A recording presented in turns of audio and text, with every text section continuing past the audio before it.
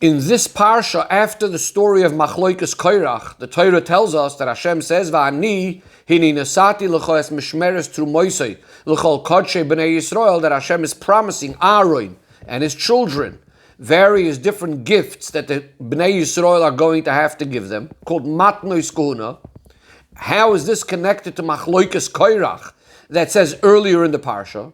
So the Sifri tells us, and Rashi brings it as well, that after Korach came and tried to dispute the kahuna, Hashem says, I'm going to sort of sign and seal for you the kahuna of Aaron, and in court, so to speak. And the way he's going to be doing this is by establishing the matnos kahuna, the special gifts that are going to be given to the kohanim by the Bnei Yisrael. Says the Rebbe, we need to understand, this is the connection between matnos kahuna to the machloikas of Korach. But what is the connection between the idea of meiser that is given to the Levi, which the pasuk says immediately afterwards, v'levnei Levi, and to the children of Levi I'm giving all the meiser, which says immediately in part of the same statement of ani chelkecha, which refers to the gifts that are being given to the kohanim, the matnos kahuna. So how are these gifts to the Levi? How are they anything to do with the machloikas of Korach? Furthermore, says the Rebbe, not only don't they seem connected to the machloikas of Korach, but if anything, it seems even the opposite. Why? Machloikas Korach was against the kahuna. As the pasuk says, where Moshe is speaking to them, uvikashtem gam kahuna, that you want kahuna. They definitely were not arguing about the idea of the Leviah, because Korach himself was a Levi. And in fact, he was one of the Chashav Levim, Ben Yitzhar, Ben Kahos. So why are we now suddenly speaking about the gifts that are being given to the Levi, which is Meiser? Now, seemingly we would be able to say that that's exactly the point. Since Korach was from Shevet Levi, and the Machloikas was coming from him and some other members of Shevet Levi, so that maybe the fact that they're from Shevet Levi, maybe, and that was exactly the point of their argument, their Machloikas, as Moshe turns to them and says, Shimu nabnei Levi, listen, the children of Levi. Isn't it enough that Hashem had separated you already from the rest of Bnei Yisrael to serve him? And he brought you together with your other brethren, Bnei Levi, to serve with you.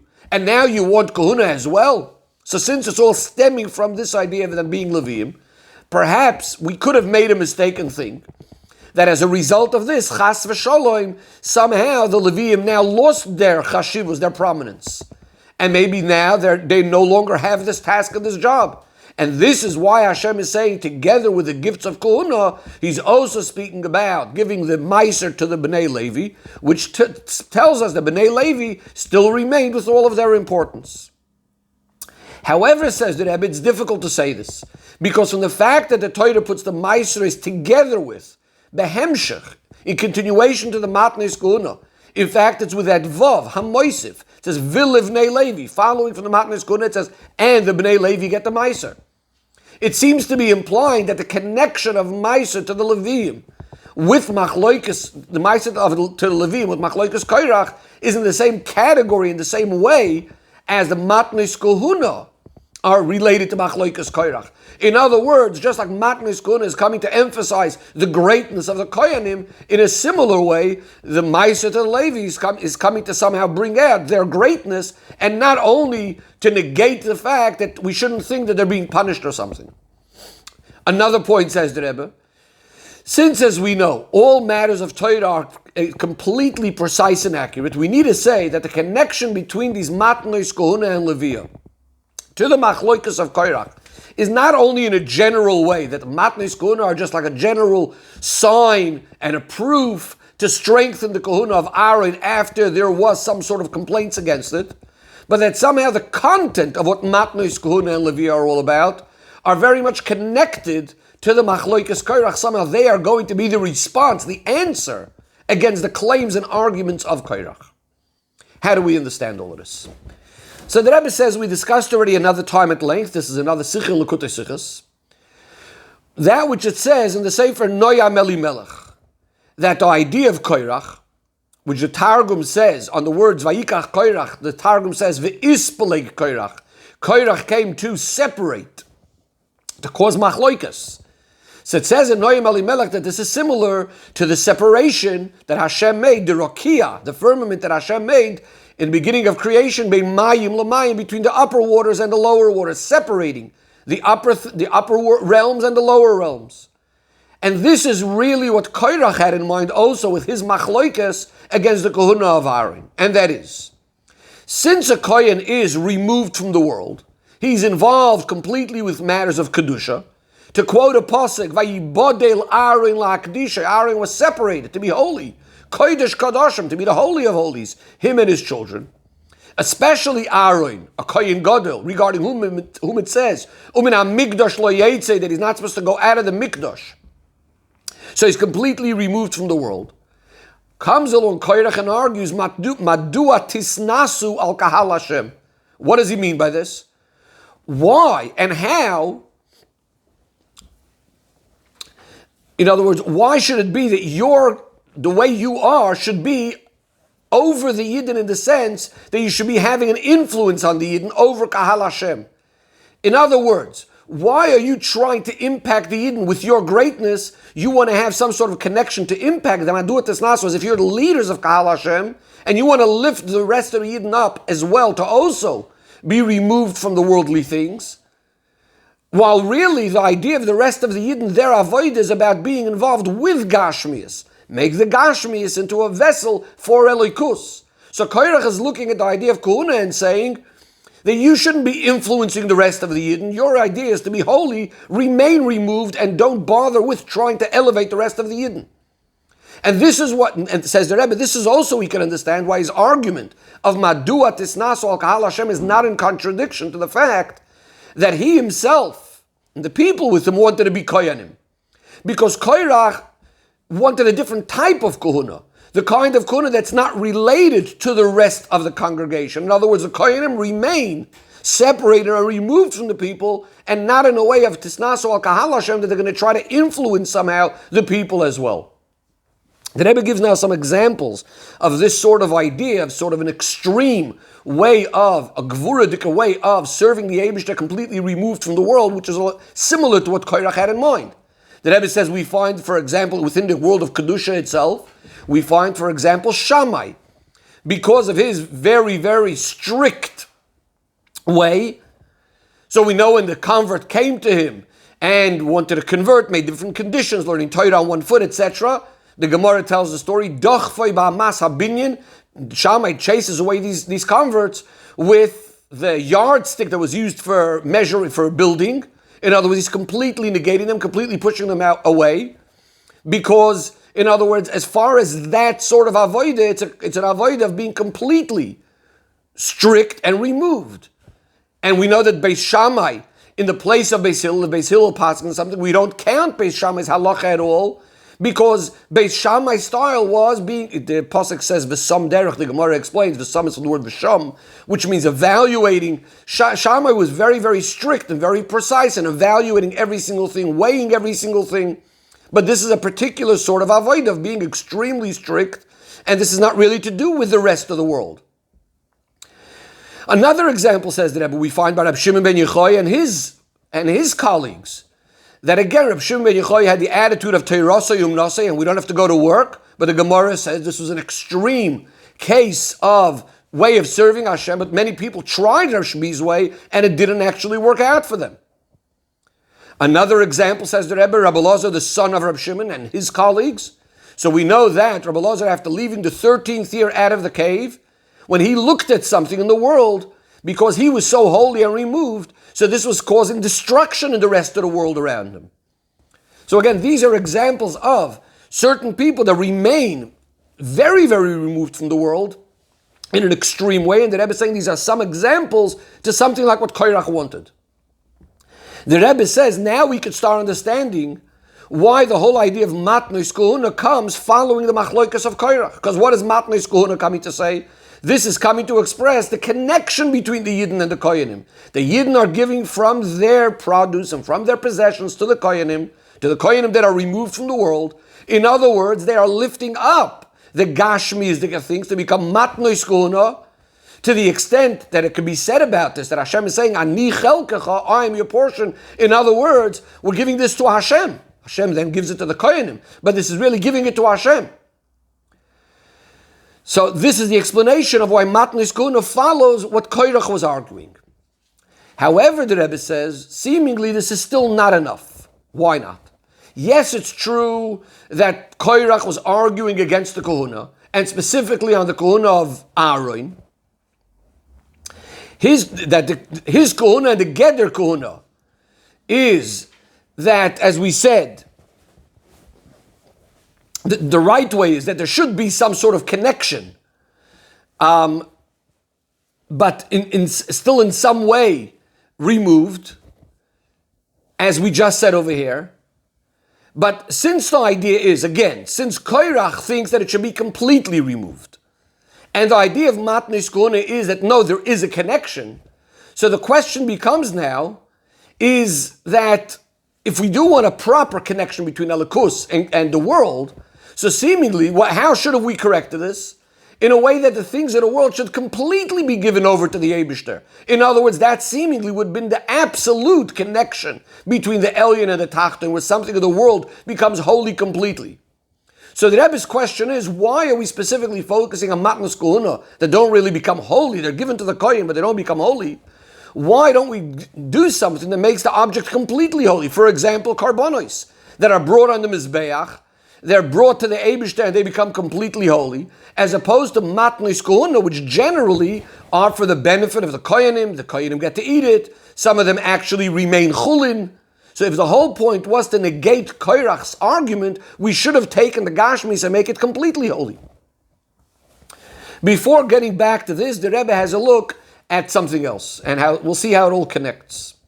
So the Rebbe says, Parshas Korach, we read many years in the week of Gimel Tammuz, or the time when the Rebbe is saying the Sicha is actually on the day itself of Gimel Tammuz, the day that the Frierdiker Rebbe was released from prison in the year Tov Reish Pei Zayin. Now, based on what's known, that everything is Bahashgacha Pratis, especially based on the words of the Shalah, that all of the Yomim Tovim are hinted in the Parshias when we read them in the particular time. So therefore, it's understood, says the Rebbe, that the idea of Gimel Tammuz has a connection to the point of Parshas Korach. Based on what we were saying so far, the connection seems to be very, very obvious. Just like Korach, he wasn't really bothered by the general concept of Kahuna, that Kohanim are separated from the world. As we said, his main machloikus was that he didn't want the Kohanim should be influencing and being mashpia of their kedusha to the rest of the people. The rest of the people need to be doing their tasks and their jobs and remaining who they are. In a similar way, those people that opposed the Frierdiker Rebbe and imprisoned the Frierdiker Rebbe, what was their main issue? What mainly bothered them, for which they arrested the Frierdiker Rebbe, was not so much the avodah of Torah and mitzvahs that the Frierdiker Rebbe was doing for himself, but what really bothered them was his spreading of Torah to the rest of the country, amongst all the Yidden that were at the time in Russia. So too, says the Rebbe, the freedom, the release of Gimel Tammuz, what did that mean? That Hashem showed in an open way that the Frierdiker Rebbe could continue spreading Torah, similar to the story in the Parsha where Hashem is removing, completely nullifying the claims of Korach by, so to speak, signing in court the Kahuna of Aaron by giving these Matnos Kahuna. But the Rebbe says, seemingly, it's not completely the same. Why not? Because Gimel Tammuz wasn't the full freedom of the Frierdiker Rebbe, the full liberation of the Frierdiker Rebbe. He was only let out of jail, but then he's sent away into exile, into Kastrama, where he's not able really to continue spreading Torah properly. That only happens later on Yud Beis and Yud Gimel Tammuz, when he's completely let out from Kastrama as well. And even then there were certain difficulties till he's finally able to leave the country completely. And therefore the Rebbe says we must say that the similarity of the Geula of the Frierdiker Rebbe with this that says in this parasha, and how the Sifri explains it, that Hashem is, so to speak, signing in court the Kahuna of Aaron, is really connected to the part of the Geula as it is, what seems to be at least, still within the limitations of Golus, when he's still in the Kastrama by those that arrested him, and he's still somehow, the Frierdiker Rebbe is still somehow under their authority. Says the Rebbe, we're going to understand all of this by first introducing another simple question regarding the general idea of matnos kohuna, and so too regarding meiser. Matnos kohuna is what a yid gives away to the kohen. So what he's giving is only a very, very specific, small portion of his possessions. Even truma, challah, and the like, the things that we need to give from the very first of it to the kohen. So it has a certain measure. We need to give the beginning of it, but it still has a certain amount of how much we give. Even with the Rabbanan that puts very specific measures, so what they say is ayin yafa. If you want to give in the most generous way, you give 1 out of 40. Similar thing by challah we say. But there isn't this concept of giving away the whole produce to truma. Rather, it has to be shirah nikarin, meaning you have to give an amount that still will be plenty left over, a noticeable amount that's left over. So too regarding meiser, where you only give 1/10 of the produce, 1/10 of the fruit. And the question is, we could understand why there should be a minimum shear, how much you should give. Don't give less than a certain amount. But why should it be a maximum shear? Why should it be that you cannot give away and make holy all of your possessions? Give it all away to Hashem. In fact, as we said before, in some places, you're not allowed to give more than the very specific amount. The Rambam tells us, "L'olam lo yakdish adam." A person should not donate and give away all of his possessions. Someone that does it is going against the Torah. Rather, the Rambam says, a person that wants to spend from his money in mitzvahs shouldn't be spending more than 1/5. What's the idea behind this? Says the Rebbe, the explanation of all of this is, it's explained in Chassidus the difference between Koyanim and Leviim. A Koyan's idea is ish hachesed. His idea is kindness. The idea of Leviim is the concept of gevura, of severity, and so on. Korach, which was a Levi, what he wanted with his machloikas against the kohuna of Aaron was really, he wanted to put the gevura should be overpowering the idea of chesed. Leviim should be the ones instead of the Koyanim. What does this mean? So the Rebbe explains this in a way that's more relevant than avodas adam. The difference between chesed and gevura is, chesed is hashpah, giving l'mayla l'mata, from above to below. It's what we also refer to as shuv, in other words, coming down into the world, bringing elikus into the world. On the other hand, gevura is about going up, mimata l'mayla, leaving the world. It's what Chassidus refers to as a rotzui, running away, going away from the world. Says the Rebbe, the root of Korach's claim really was this idea, that the main thing should be gevura, in other words, mainly the idea of rotzui, aliyah, about going away and up away from the world. That is, Korach wanted that the tachtoinim, Korach was of the opinion that the tachtoinim, the lowly world as it is right now, in their very mitzias, the way they exist, cannot be a keli telikus. And therefore, in Korach's opinion, there needs to be this idea of rotzui, trying to get away from the lowly state of the world, go up to become part of elikus, to become close to Hashem. Now, how does this fit with what we said before and explained in other places? That the machloikus of Korach was, and the fact that the Koyanim and the Kohen Gadol are trying to lift up the world through their avodah in the world. We said before that that's the whole idea, that they're trying to be mashpia on the Yidden down here to become closer to Hashem. So the Rebbe says, what we were saying before was that Aaron, that's the Isha Chesed, the Koyanim Isha Chesed, the way they are being mashpia and mamshech elikus, is in a way milmayla lamata, that is that the person can remain the way he is down here, the tachton can remain as it is, and therefore, and inside, and to bring him to be connected to Hashem. So in other words, it's not about leaving and becoming no longer connected to the lowly world. Rather, that the world itself can become a keli telikus. Says the Rebbe, this is similar to the concept of kol ma'asecha l'shem shamayim. You're continuing to do your work, but do it in a way that's connected to Hashem. B'chol drachecha da'eyu, you are doing whatever your ways are, and within them to know Hashem. That's the Kohen approach. But Korach's idea is that it's about being completely removed from the world. In other words, the only way to really connect to Hashem, it's to go back maybe to what we said before. Earlier in the Sicha, we were explaining that if you're lowly, you remain lowly.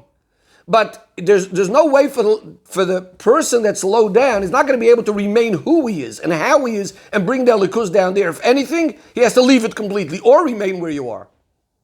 Says the Rebbe, this is why the way we negate and we fix the machloikus of Korach is not through the karbonis and kachim which we asked before. Those are things that become completely holy. Those are completely given away to Hashem.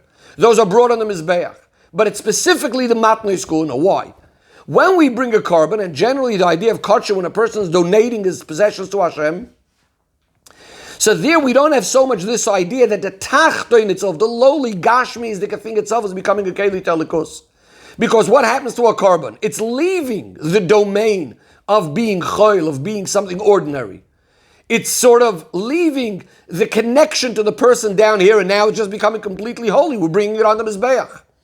Whereas by matnas kuna, the idea is that when a person is giving away from his things to the kohen is eating it. And this itself becomes, by the kohen, as the pasuk says, l'moshcha, which means l'gdula. This is becoming part of his eminence and his greatness. He's eating it the way, in a chashav way, the way kings eat, even lahavdul, kings that are not Yidden eat. In other words, they're eating in a chashav way, but he's eating it in Gashmi the way. Furthermore, the Rebbe says, some of the matnei skuhuna, and the ones that are also in Chutz La'aretz, actually remain completely chulin, even as the kohen gets it. Here is noticeable and more emphasized that even the things as they are, regular, ordinary, mundane things, are connected to Elikus. The Rebbe says, now we'll have a look why Meiser takes it a step even further. Says the Rebbe, because even by matnei skuna, it's still not emphasized completely that the mamish, the lowly things as they remain in their lowly state, are completely connected to Elikus. Why? Says the Rebbe, first of all, most of the matnei skuna, 10 of them which are could be eaten and they're in the Beis Hamikdash itself, 4 of them are in Yerushalayim.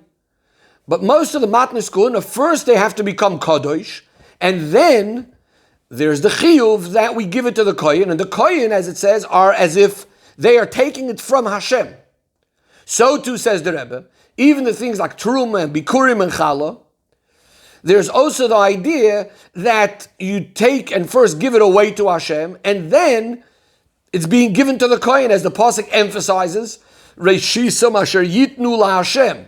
Hashem says the Yidden give it away to Hashem, and Hashem is giving it to the kohen. The first of the fruit that they bring to Hashem goes to the kohenim. Or another pasuk, titnu la Hashem truma. The Rebbe says even something like gezel hageir, which is there's no kedusha in that at all whatsoever, something that was stolen by a geir and now needs to be returned. There's no one to return it to, so it goes to the kohen. But the way it works is at first it becomes Hashem's, and then it's given to the kohen. The Rebbe says even the other matonis, even the other gifts, the things that are not only in Eretz Yisrael, are also things that even while it was belonging to the Yid, in the possession of the Yid, they really, so to speak, belong to the kohen already. Like the example the Rebbe says is that from an animal that needs to be given away, the zroya, the lechayayim, the keva, which is the shoulder, the cheeks, the stomach. There's also sdei achuzah, certain fields, sdei haromim, other fields that were donated and so on. So all these things, they already belong to the kohen, even while there the Yid sort of has them. In addition to this, says the Rebbe, that by those things that we just mentioned, the matonis and zdei achuzah are actually not even explicitly in our parsha. And the matonis are, as Chazal say, this is more to do with a story that happened later with Pinchas, etc. Therefore, says the Rebbe, in continuation after discussing the matnei skuna, which to a certain extent is already bringing out that in yonim of choil are being given over to the Eibishter, but as we just explained, it's not the ultimate yet, because these are things that inherently have some kedusha already. Says the Rebbe, now we move on to Meiser, to the Levi, which first of all, even after it's given to the Levi, it remains complete chulin, has absolutely no kedusha at all. Someone that's a non-kohen, a non-Levi is allowed to eat it. And also, it's not a certain part, like the zroya, l'chayayim, the keva, we said, for example, is already a certain part of the animal, belongs to the kohen. In Meiser, there's no part of the produce of the fruit that belongs to the Levi before the Yid actually separates it. And therefore, this emphasizes even more how you have something that's completely choil, completely mundane, tachtoinim literally, and yet it's connected to Hashem by the fact that we give it to the Levi, which Hashem, hu nachalase, Hashem is his heritage. But in the next part of the Sicha, the Rebbe is going to go a step even further than what we give to the Levi.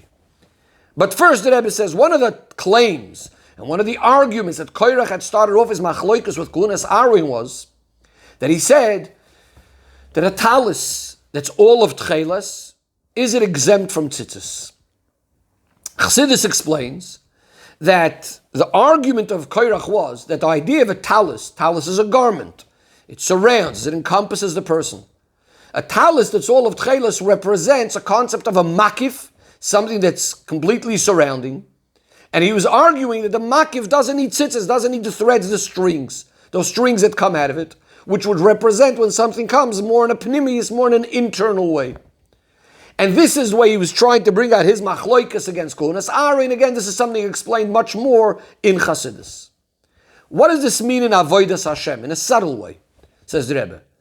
What this includes is that when you have a situation where a yid is being refined, but it's only becoming because of an oir, a great light coming from above, not from the person within himself, mumato l'maylo. So even though, yes, he's becoming connected to Elikus, but since it's coming from above, so relative to the person himself, this is what we call makif. It's a little bit above. It's a little bit aloof. It's not coming inside him in a pnimius. In other words, it's not really coming from within himself. And we'll now see how this all connects to what we were talking about. Says the Rebbe, based on this, again, bedakos in a subtle way, when we speak about the idea of Meiser, it's still not enough to correct the machloikus of Korach. Rather, we have to have that those matnois kuna and the Meiser need to have a further influence lower down, and to bring out of what's happening with the rest of the possessions of the Yid, the rest of the produce, the rest of the fruit that remains by the Yid after giving the matnois kuna and the Meisers. Says the Rebbe, the matnois kuna, and so too Meiser by itself, since a Yid is doing it because it's directly a mitzvah of Hashem, so therefore you're still not bringing out in the most perfect and complete way how the Gashmi is in its own form, in its form of remaining something lowly, is a Keli Telikus. The Rebbe says this could also be understood from what Chazal say, even regarding tzedakah, that after the tzivui, for the command for Meisrus, there's now the part of the person's money and possessions that belong to him. Chazal, there's those parts that don't belong to him. In other words, it was given to him as a pikadon. In other words, even tzedakah, what's the idea? In other words, there's a certain part of your money that, so to speak, doesn't even belong to you. This is supposed to be given away, either as maisrus or as tzedakah, etc. And therefore, again, these things are still not bringing out that ultimate connection of the lowliest thing with Hashem. But when we give the matnes kuna and meiser, what's being emphasized is that yes, although the rest belongs to the person, and now you could use it 100% for your own needs, and and nevertheless you're going to be using it in a way because you realize that Hashem gave it to you, but yet you're using it completely the way Hashem wants, even the rest of the money and the rest of the possessions. This actually reveals how even the lowliest gashmiest things themselves, as they remain the possessions of the person, and yet b'pnimius, they're becoming completely connected to Hashem in a way, as we said before, b'chol drochecha de'eu, and this really leads to the ultimate of the dira of Hashem, b'tachtoinim. Says the Rebbe v'yeshloimer b'derech efsher, we could say that this itself is actually the reason to what we were discussing before, that by matnos kuna and by meiser, there's a very specific amount that you have to give, and you're not supposed to give away all your possessions, because the connection with Elikuz by those possessions in a completely different way than that which he gave away. That's what we say that the Torah cares about the money of a Yid. In other words, we don't just go and waste it, because they have to be elevated in their proper way. Says the Rebbe, something similar to these three general categories. Again, the three general categories are things that are completely holy, like the karbonos. Category number 2 was most of the matnos kahuna and meiser, which become holy, which are given to the kohen, but still have some sort of connection to a mitzvah and holiness and so on. And then there's the possessions that remains completely mundane and regular by the person himself, and yet he utilizes in a Torah way. Says the Rebbe, we see these same three ideas similar to this in the madregos of Achdus Hashem, of understanding the unity of Hashem. And the Rebbe says there's what's called the Yichud of Havaya Echad Milmato L'maylo, understanding the oneness of Hashem in a way of Milmato L'maylo. Havaya Echad Milmaylo L'mata, from above to below. And then there's the unification of what we call Yichud Ilah and Yichud Tato. What does this all mean? So the Rebbe says the idea of Havaya Echad in a way of Milmato L'maylo, in a way of ascending. What does this mean? In other words, this is the way we view the world, that the way Hashem created the world is completely nullified, exactly the way it was before creation. In other words, that the Nivroim, the creatures, are mamish, absolutely nothing. Their whole reality is only the way it is up above, in the world of Atzilus, complete Elikus. Why are we calling this Milmato L'maylo?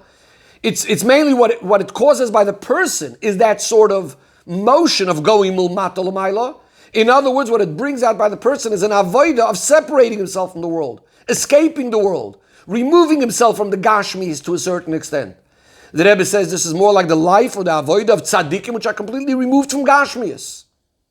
Then there is the idea of Havaya Echad, bringing down Elikus Milmaylo L'mata. In other words, recognizing how Hashem is clothed and spreads himself into every single thing in the world.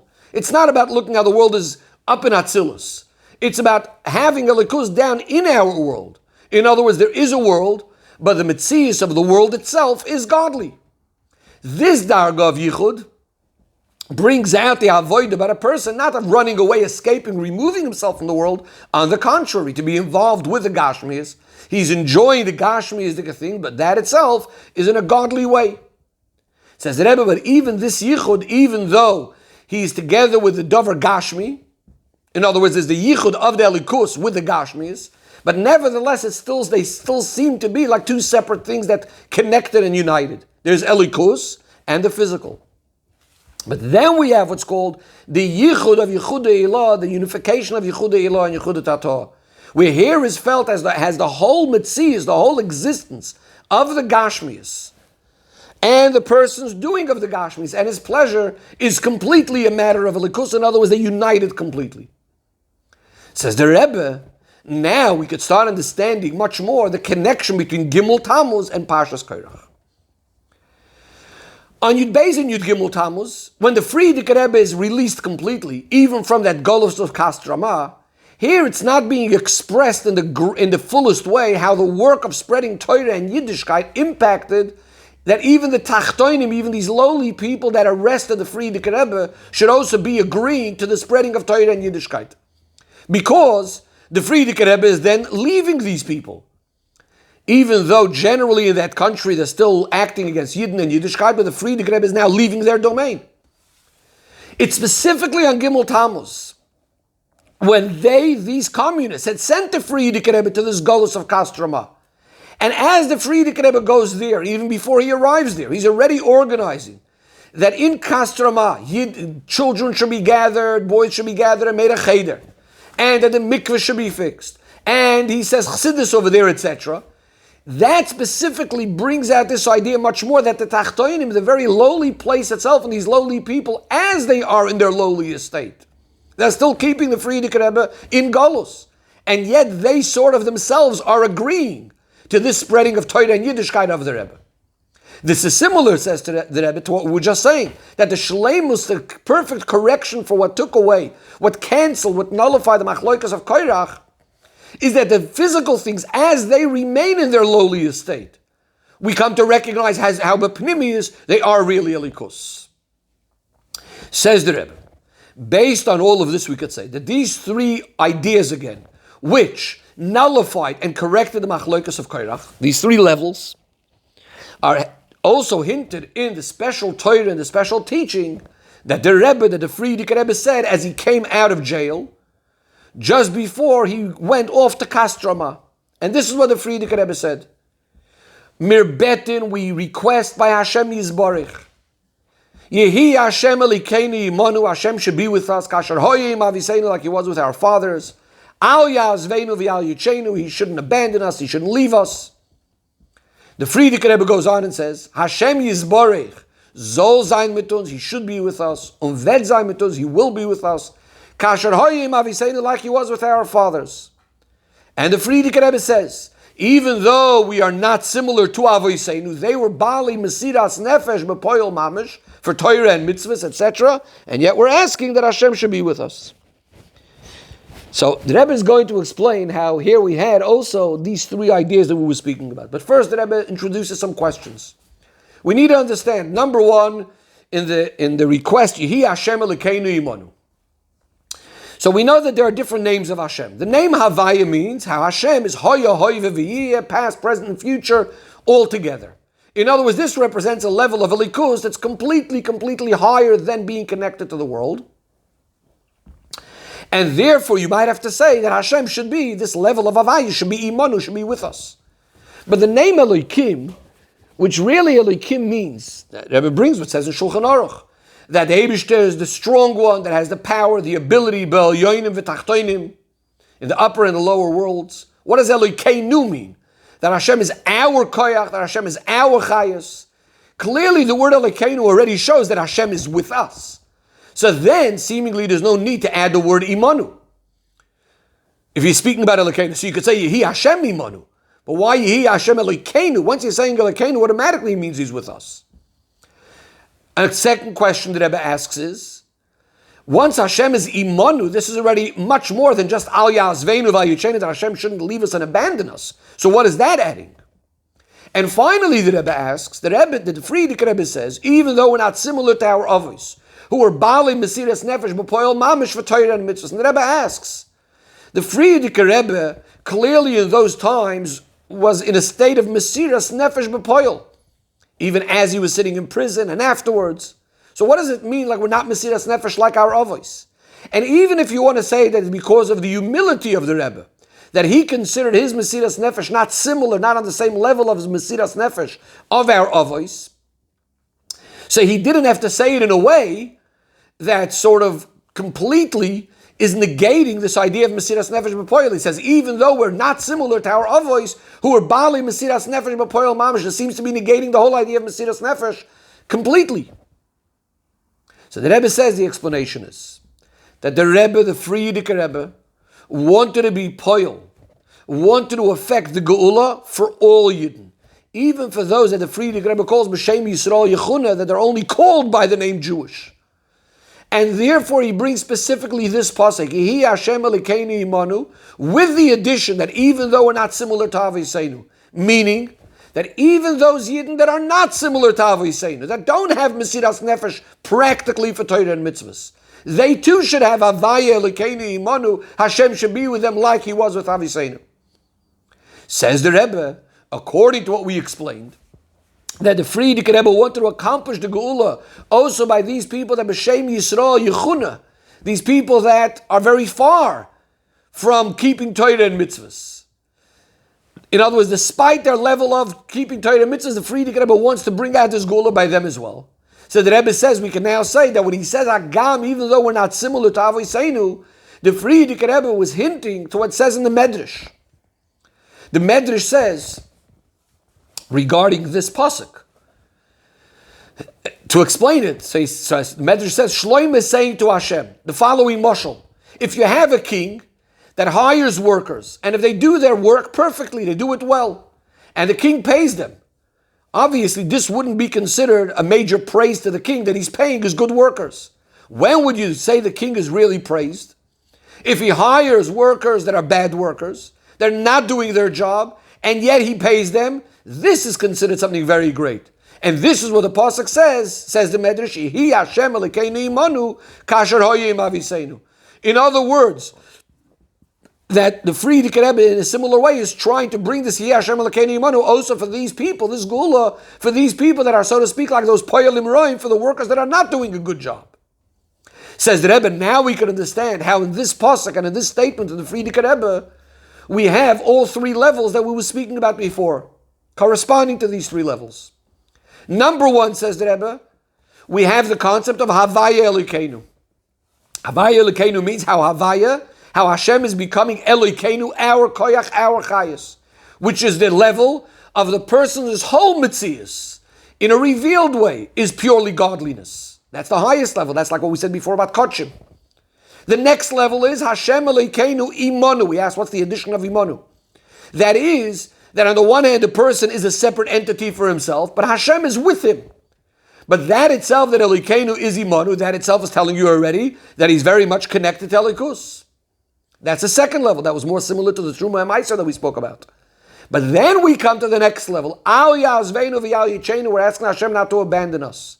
In other words, when we want to accomplish, even by such Yidden that are on the lowest level, the Tachtoinim Mamish, those that we said B'Shem Yisrael Yechudah, they're only called Jewish, where you don't see at all their connection to Elikus, that they too should have the Geula. For this, the Friedrich Rebbe says, Kasher Hoyim Aviseinu, that he should be with them, even though we're not similar to Aviseinu. In other words, he's trying to hint at this medrash that we were just speaking about before, about these poyalim, that are not the greatest poyalim. And he's trying to accomplish that even by these bad poyalim should at least have this feeling, even if they don't have the first two levels.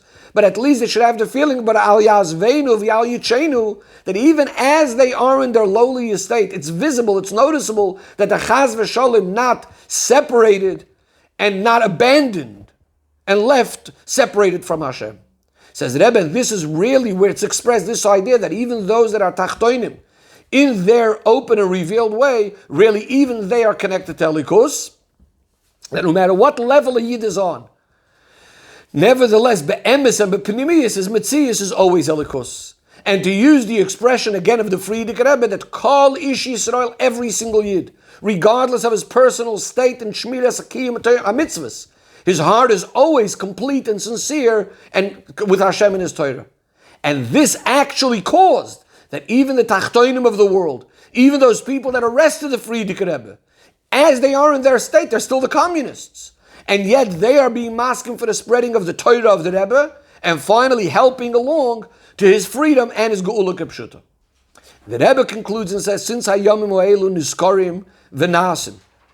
So every single Yid, everyone, Imanu, as the Rebbe said, hints that it's all Yidden together. Hashem is with all of us. We all have that Hirah and Sinas Koyach of Gimel Tammuz, not to be nispol from any things that try to get in the way of spreading Torah and Yiddishkeit. And we have the promise, which is the second pshat in the word Yehi. In other words, that it's not only we're asking Hashem, but it will be that, like that. That Al Yazveinu v'Al Yichenu, that it will be fulfilled, Yehi Hashem Elokeinu Imanu Kasher Hoyim Aviseinu. Al Yazveinu v'Al Yichenu, and to all the Bnei Yisrael will have oir beruchnius uvegashmius.